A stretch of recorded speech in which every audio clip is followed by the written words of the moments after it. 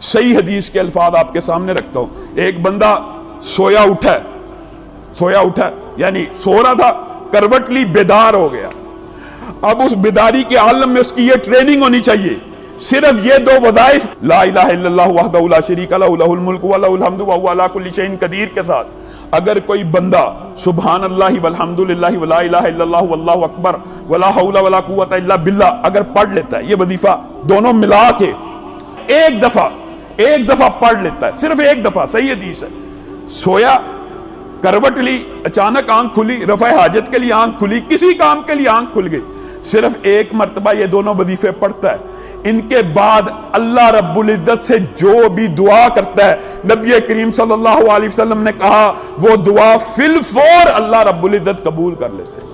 فی الفور قبول کر لیتے. صحیح حدیث یہ بھی موجود ہے، جو سونے سے پہلے یہ دو وظیفے ملا کے صرف ایک مرتبہ بھی یہ دونوں وظیفے پڑھتا ہے نا، ایک مرتبہ سو کی بات نہیں ہے، صرف ایک مرتبہ بھی پڑھتا ہے، نبی کریم نے کہا ہے اگر اس کے گناہ سمندر کی جھاگ کے برابر بھی ہوں معاف ہو جاتے.